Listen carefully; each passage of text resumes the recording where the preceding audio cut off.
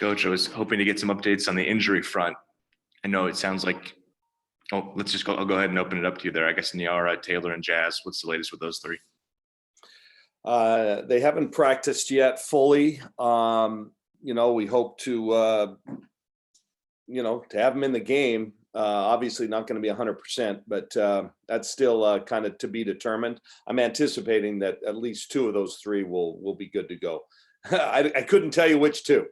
So at this point, but they're doing a good job. Our training staff's doing a great job trying to get them back.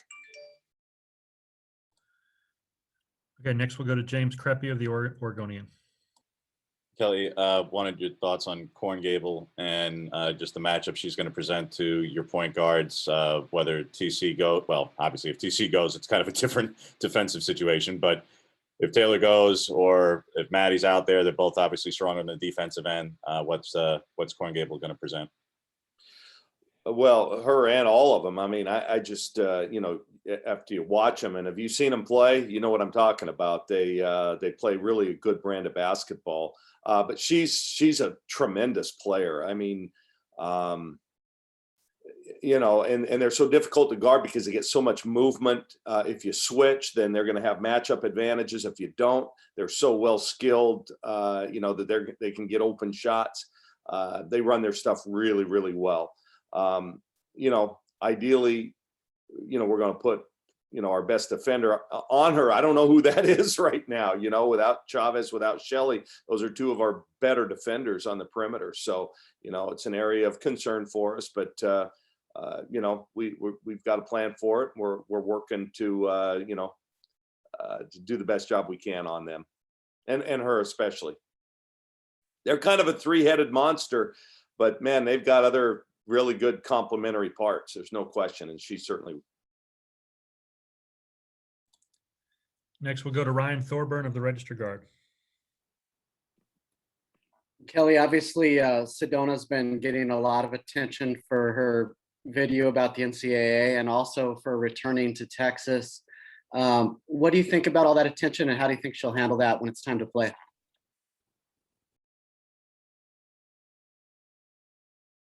The NCAA legislation as well, and her obviously her case upon transfer to Oregon. I think this is just another instance where she's in the limelight. I think she handles it well. I'm really proud of what she did. I know a lot of people now have jumped on it. She was one of the first ones, and I'm proud of all my team for having an opinion and putting it out there and demanding change. And change has come, and I think that's great. What a powerful lesson for them. The voices of our student athletes are incredible, and Sedona leads that charge. She's not afraid to be out front.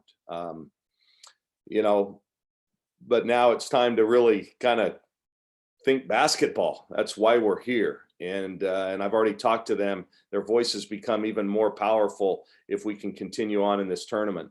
And but good on her, and good on the NCAA. I know we've kind of kicked them a little bit. It's coming from a lot of places, but we also need to think of the positive things that they've done. It's incredibly efficient what they've done here. I mean, it's amazing the logistical nightmare that this, is. And I think they've done a really phenomenal job in making it so we can have a tournament here starting tomorrow. Next, we'll go to Cheryl Coward of Hoop Feed.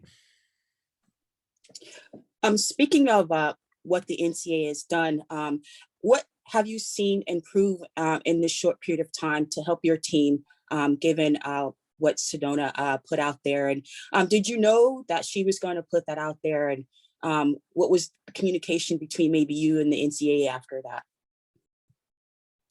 Yeah, I did not know. I mean, I knew they were all talking about it. I didn't know it was going to, they were going to put something, or Sedona in particular was going to put something out there. And then I didn't realize it was going to be, go viral like it did. And I'm glad it did, because change has been made. I don't know. I've seen on TV the changes that they've made, additions that they've made to the weight room. we will see firsthand here at 1:00 our time, because we signed up for a weightlifting session. So it's important to our team, and then I can tell you a little bit better then. But change was made, and I applaud the NCAA. You know, they admitted to the problem, and they've tried to make a change. And in the short term, my guess is probably still doesn't look like the guys, but you know, they've tried to remedy it. So I applaud them for that. And to follow up briefly, you guys have only played South Dakota once. They're one of those teams that people don't really like to play during the regular season. What are the challenges of playing a team like that, a mid-major that has had such a history of success with Power Fives so early in the tournament? Well, they pose a lot of pride. I love how they offensively, they're incredible. You know, they play, I wouldn't say an old school style, but it's, you know, there's a lot of dribble drive and a lot of ball screen motion that's played in the game today, including us. And they're, you know, they run a true motion pass, you know, tons of screens, great cutters, great spacing. They can all shoot. They can all make plays off the dribble. They all like to post. So, you know, it's just not a style we see very often in the Pac-12. So it's going to be difficult. The other thing is they have a lot of veterans, you know, 3 players. They're big 3. We've been calling them, you know, obviously they have other great players, but those 3 have played more than 100 games together at a high level, and they've won a lot together. And you look at our roster, and we just have a bunch of newbies who, you know, just don't have a ton of experience together. And so that's going to be an issue. You know, we're going to have to, you know, be on our game. These guys are used to playing good opponents early on. They played Gonzaga, they played South Carolina. And then, you know, South Dakota State, we have firsthand knowledge of them over the last couple of years. You know, they have to play them 2 or 3 times a year. It's, you know, they're used to this competition. And I think you saw yesterday in the men's tournament that, you know, once you start a tournament, the really seeding doesn't really matter. It's your matchups, it's how well you play. And so we know we're going to have to play really well. Thank you. Next, we will go to Doug Feinberg. Coach, good morning. Good morning, Doug. So I got 2 questions for you. First one, is it a different feel for you coming to this tournament? I mean, the last couple of years, I know last year obviously wasn't the tournament, but you guys were predicted to potentially win national championships, I guess 2 years ago. Not that you couldn't win one this year, but there's probably less pressure or less expectation that this Ducks team will win a national championship this year. So is it a different mindset coming in? And the second question is, where are you watching the game tonight? You know, we'll take on number 2. We'll watch the game, you know, maybe downstairs in our team room. We have a big screen. If not, I'll just watch it right here. It's no big deal. I talked to Will this morning. He said that they're loose, they feel good, but he felt that they were really locked in. And I'm excited to experience their ride, you know, throughout this deal. And it's pretty cool when your kid's on a team that could win a national championship and be, you know, the first undefeated team in, I don't know, what is that, about 40 years or so. The other part, yeah, it has a whole different feel, you know, and Doug, we really have relatively little experience in the NCAA tournament. Taylor Mikesell's played in 1 at Maryland. Aaron Boley's played in a couple with us, and so is Lydia Giomi. That's it. Nobody else has NCAA tournament experience on my roster. And so from that standpoint, yeah, this is a whole new deal, man. We're, you know, and like you said, the expectations to win a national championship, you know, just they don't weigh us down like they may have in the past.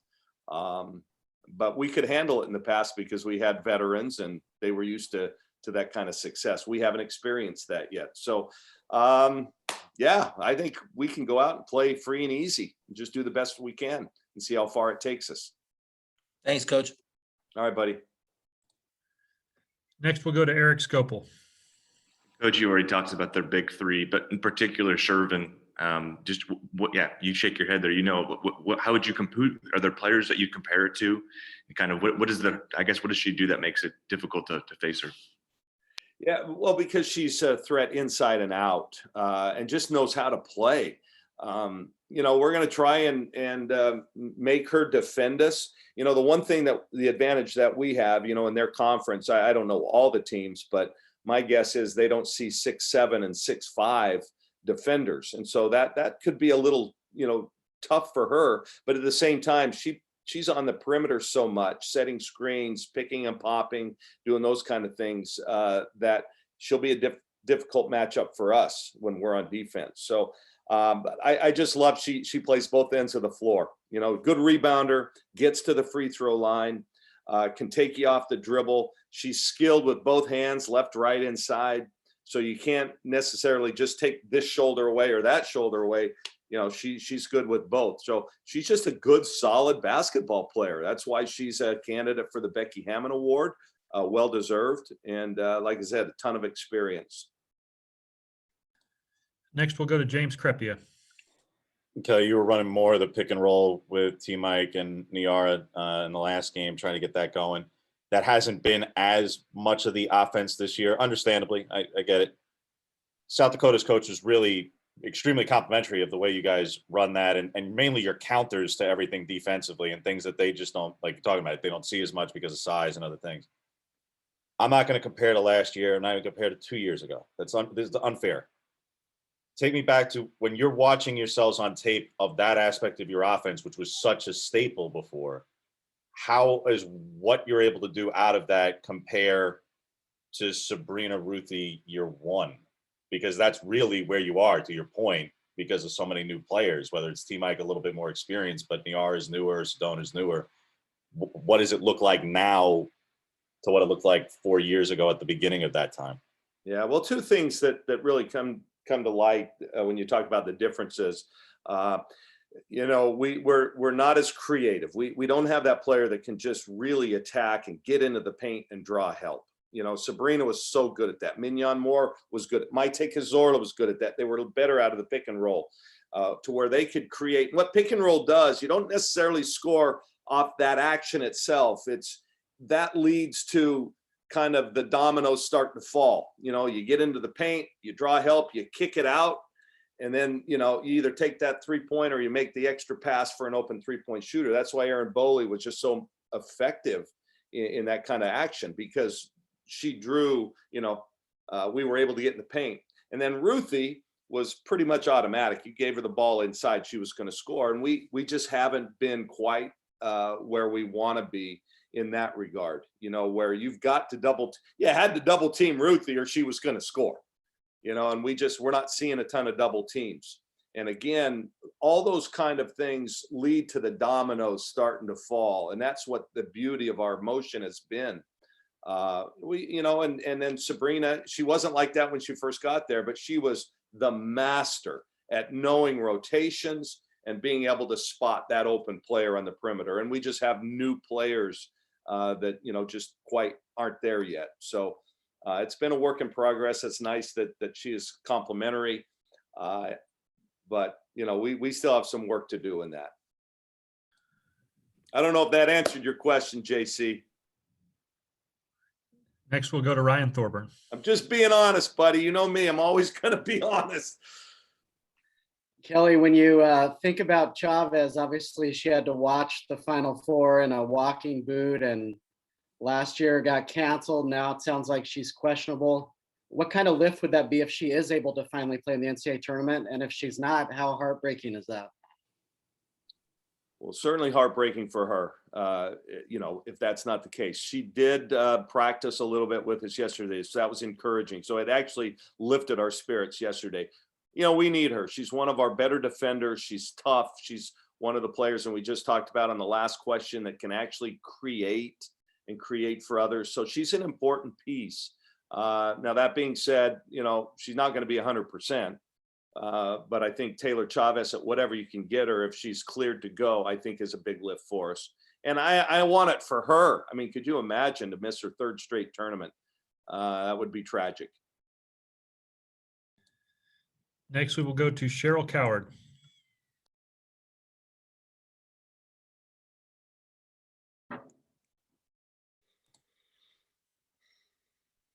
I had my hand up by mistake, sorry. Okay. That was me in class, Cheryl. Thanks, Kelly. I got that all the time, and then they'd call on you. You know, you fake it. Oh, I know, and then they actually call on you. You don't have the response. That's why I coach now. Next, we'll go back to Doug Feinberg. Kelly, I'm sure you were a good student. Don't sell yourself short there. I'm sure you could find your way through any answer if you needed to. It was mostly BS. So that's what most answers are in school. Taking you guys out of the mix for a second here, I think this is probably one of the most wide open fields in recent years, just because of maybe limited games or practice time or whatever it is. Also, a lot of really good teams. Am I seeing that wrong? I know you play in the Pac-12. There's at least 3 teams that could probably win this championship besides yourselves. And then throw in South Carolina, UConn, A&M, Baylor, all the other ones. Is this, you think, a wide open field, so to speak? I think so. I think it's been as wide open as I've seen it since, we've been relevant, certainly. So, yeah, you throw in the pandemic, and I just think it makes it even more so, because you just don't know, from game to game. You might have your coach out, you might have, a key player, whatever. But yeah, I think there's a number of teams. You hit it right on the head. And you know what? And even I think you can even expand it to the number of teams that could make a Final Four run, and more so than what you would normally see in the women's side. All right, we'll go back to James Crepia. Last thing I had for you, Kelly, was you mentioned their big 3, and since they average, I think, like 48 or 49 of their 75 points a game, and each bring something different. So on your whiteboard on Monday before the game, what are one of those? Do you have certain numbers of, if we can hold Lamb under X percentage, if we can hold the point guard under X assists, if Shervin can, only do this? Are there certain numbers that you're saying, if they exceed this, our chances go down, or if they're below this, our chances go up? Well, we've struggled to score ourselves here lately, so I think defensively we've got to keep them. If they're in the 70s, it could be tough. Seriously, we've got to just do a great job defensively. And James, our fundamentals are going to be tested. They do their thing so well that if you make a mistake, they're smart enough and skilled enough to where they can make you pay.